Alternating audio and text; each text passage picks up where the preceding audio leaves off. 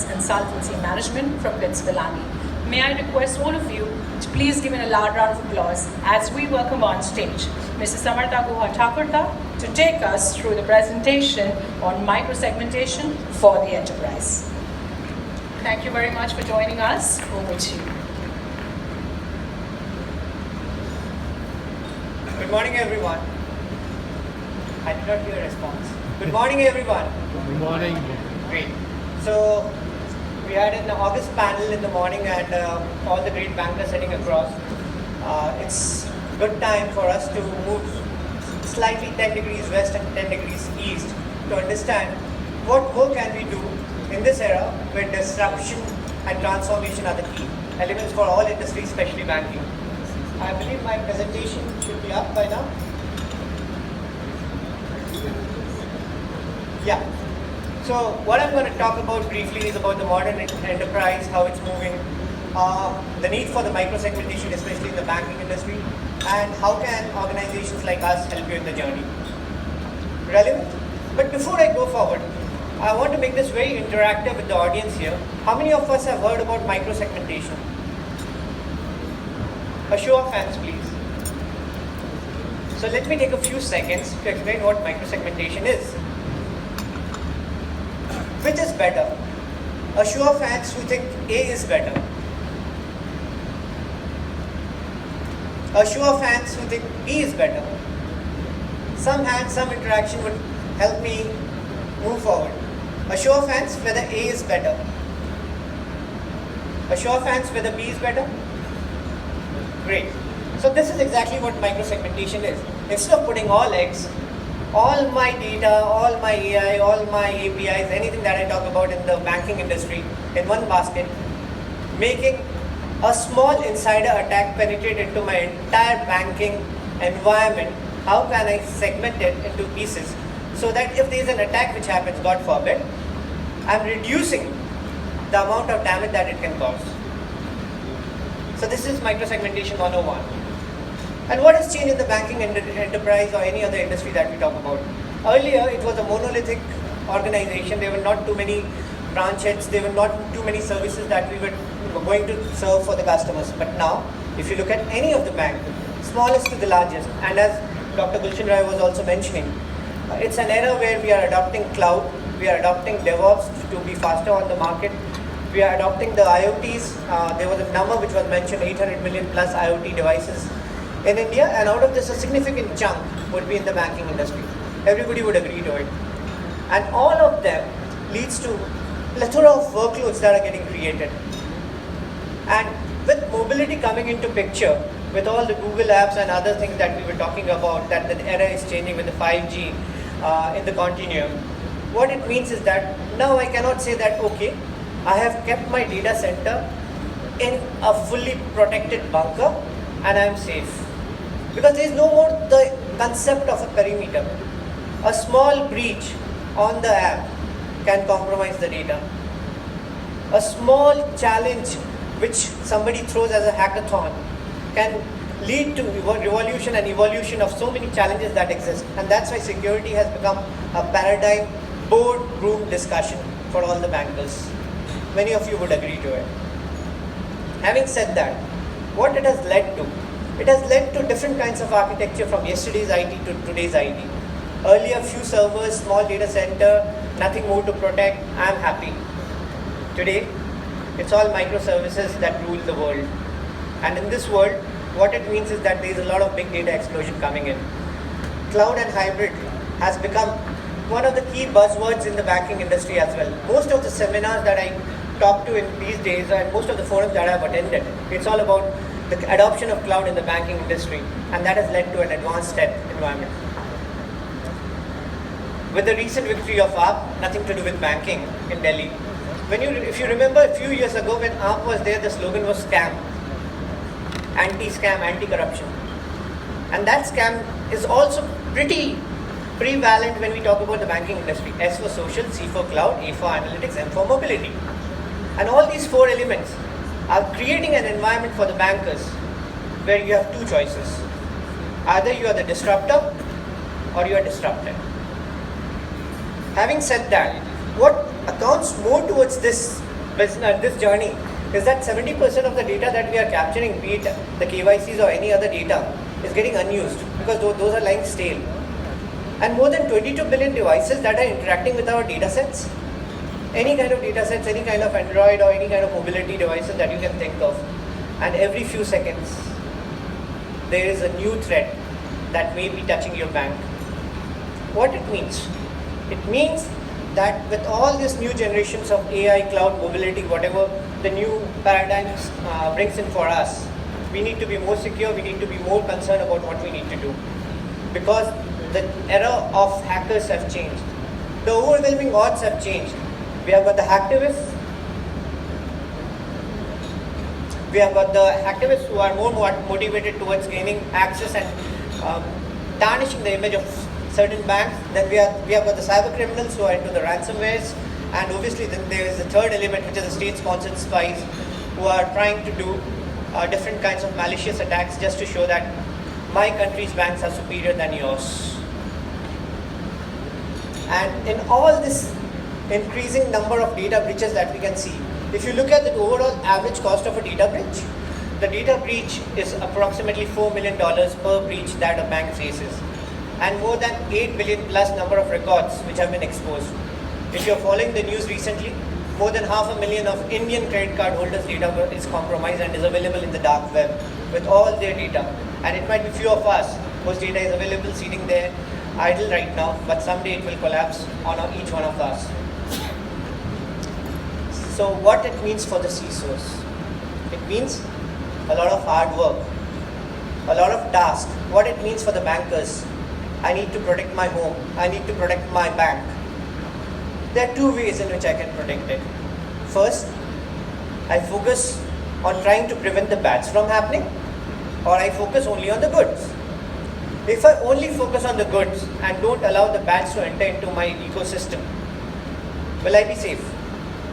If I don't have a Vibhishan in the Ramayana, Ravana will not be killed. So that insider threat, which is 80% of the attacks that you face, that kind of small malicious attack that proliferates into maybe the kinds of the new viruses that we are seeing, can be avoided if we just focus on the good by micro-segmenting.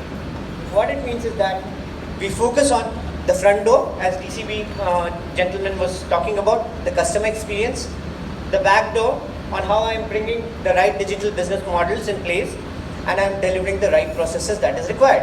And anything else except the right process will not be allowed to execute.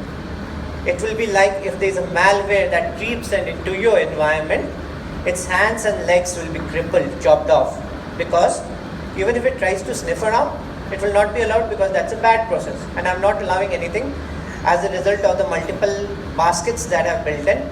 Nobody else can talk except for the people who are in the same basket. What it means for organizations which are in the banking segment? It means that we need to look at focusing on the goods by doing breach protection, cyber resiliency, a lot of compliance assurance and proactive nature of the things. Everybody agrees to it that these are the key priorities? I see a few nod of heads. So yes, let me go one by one. If I talk about breach protection, when I talk about breach protection, I need to know about the 4 Ws and 1 H. Who did it? Why did it happen? When did it happen? How did it happen? And how much of damage it can do? If I get protected and reduce the area of the explosion, I am a better CISO than most of the others in the industry. The second one is, how do I do it? Unless and until I can see the threat coming towards me, can I protect myself? No. Hence, visibility is the key. In micro-segmentation, we give that empowered visibility to the user, to the relevant stakeholders in the banking industry, so that they see anything and everything that is happening on the network. As a result of which, anything abnormal that is cited, it's shut down there and then. The second part is cyber resiliency. Even if I am attacked, yet I need to stay afloat. And that's, my customers' experience should not suffer. By increasing the number of baskets, by micro-segmenting, Even if one basket gets dropped, few eggs are broken, but not the entire ecosystem that runs my bank. The third part is about corporate compliances and assurance. We heard about 80 plus activities or 80 plus reports that we need to prepare, or maybe 200 plus depending on the RBI and the privacy acts that are coming in. I'm dealing with GPDR, I'm dealing with California Act as well in certain of my customer bases. What I see is that with each of them coming up, the challenge proliferates multiple times. Today I have got some 5 compliances to deal with, tomorrow 50, and then 500, and soon it will be 5,000. And that's the way it has grown in the past 5 to 7 years. So what I'm talking about here is, if you have reports that, okay, these are my critical assets and none of them are exposed or can be talking to anybody else except for those known good people, I'm done with the day. I've proven to the compliance agencies that, okay, this is the only communication that is allowed, rest everything is blocked. So even if I'm compromised, I'm not compromised for the entire ecosystem in place. Can it be done proactively in a continuous manner? The answer is yes. With the advent of technologies and the kind of next generation security solutions that are coming up, it's absolutely possible that you can micro-segment your enterprise at all levels seamlessly without bringing in any business disruption. How do we do that? So this was just a definition on micro-segmentation.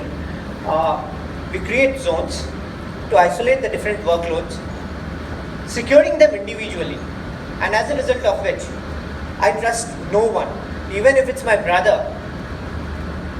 I'll not trust him till I know the context. So before I enter the premises or enter any of the assets of the bank, I'll not be touching anything else. I'll be ensuring that the network influences are reduced by containing the breaches and strengthening the regulatory compliances. Gartner says so, and there are notable mentions of color tokens in few of them as to why we should do it. In fact, Gartner, when it was speaking in one of the banking exhibitions, said that there has to be 2 micro-segmentation projects that each bank should adopt in the year 2019. And now we are in the decade of 2020. How do we do that? We start with visibility. What you see, you can protect. Once you have visualized, you micro-segment based on creating those zones where one zone cannot speak to the other. Hard earmarked zones. After doing that, if you have your workloads towards clouds, the same is agnostic across any environment, be it X cloud, Y cloud, Z cloud, be it data center, be it bare metal, be it virtualization, which was talked about by Dr. Gulshan Rai. Any kind of environment, you get a single view, single pane of glass that gives you the complete visibility, and that can further drill down to ATMs and point of sale machines, which is another key factor. We are dealing with few of the banks in India and Nepal where ATM protection is being provided by us. And last but not the least, we can also create tunnels similar to VPNs, split tunneling, so that only the corporate application that a person is supposed to access is accessed by that individual. And it's right from Windows XP to the latest Windows version, right from the oldest Linux to the current Linux version, and the Macs and other environments of the world. Quickly on a use case, most of the banks have invested in all these towards the left of my screen. But these are perimeter protection. I'm protecting against the wall. I'm creating a border in the Lanka Setu, and I've protected everything outside. But what about an insider threat? If there's an insider threat that comes up, and this is exactly what happened with Equifax, there are possibilities of high-risk IP, vulnerabilities that get exploited, lateral movement between various surfaces. I'm not going too technical, but if I'm inside this room, I can talk to anyone, I can go anywhere and cause havoc. If my entry is restricted or I am allowed only to speak here at this place standing, I'll not be allowed to move anywhere else. Then the area of damage is reduced to only this much. And then further on, we can bypass the middleware, any kind of new attacks that are coming in as part of the overall solution, because we are sitting inside, we are protecting you right from the inside, we are monitoring you from the inside and giving you that visibility, and hence creating dark zones, which you can see the light zones of CRM, ERP, DevOps and other environments are getting strengthened and only few servers which are allowed to talk at a specific protocol or a port are talking in those lines. Having done that, all these cross-segmented attacks can be reduced. All these challenges that you see can be taken away. A few screenshots just to showcase. For an operator in the bank, he will be able to see what are the reds, what are the amber, what is the green, and hence the name color tokens. He will also be able to see what is the good process, what is the bad process, and how the good processes should only be allowed. He will also get a visibility as part of the zero trust architecture. Some examples, we have done it for the largest airport in India, largest airport operator in India across more than 2,000 of their assets in the last 1 year of our operations. We have done it for a US giant with more than 50 countries of operations and more than 8,000 of their assets being secured. To end it, the key benefits that each banker should think if they want to be the disruptor is they need to visualize what's going on in their networks. They need to reduce their area of attack. If they are attacked, the customer experience should not get dwelled in. Prevent business and reputation damage. Avoid the compliance hazards. And last but not the least, improve efficiency. If you want to hear more, you can visit us at booth B212. Happy to discuss in depth. Happy banking and happy protection. Thank you.